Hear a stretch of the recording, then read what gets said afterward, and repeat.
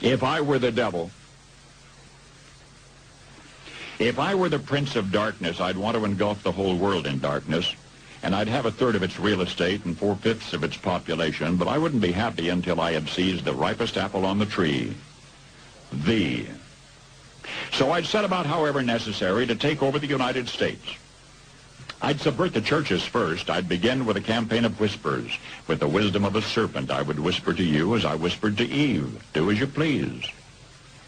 To the young, I would whisper that the Bible is a myth. I would convince them that man created God instead of the other way around. I would confide that what's bad is good and what's good is square. And the old I would teach to pray after me, Our Father, which art in Washington.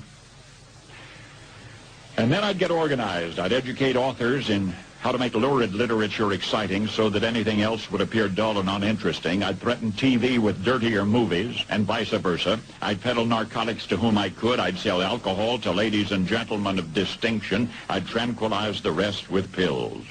If I were the devil, I'd soon have families at war with themselves, churches at war with themselves, and nations at war with themselves, until each in its turn was consumed. And with promises of higher ratings, I'd have mesmerizing media fanning the flames. If I were the devil, I would encourage schools to refine young intellects, but neglect to discipline emotions. Just let those run wild. Until before you knew it, you'd have to have drug-sniffing dogs and metal detectors at every schoolhouse door. Within a decade, I'd have prisons overflowing. I'd have judges promoting pornography. Soon I could evict God from the courthouse, then from the schoolhouse, and then from the houses of Congress. And in his own churches, I would substitute psychology for religion and deify science. I would lure priests and pastors into misusing boys and girls and church money.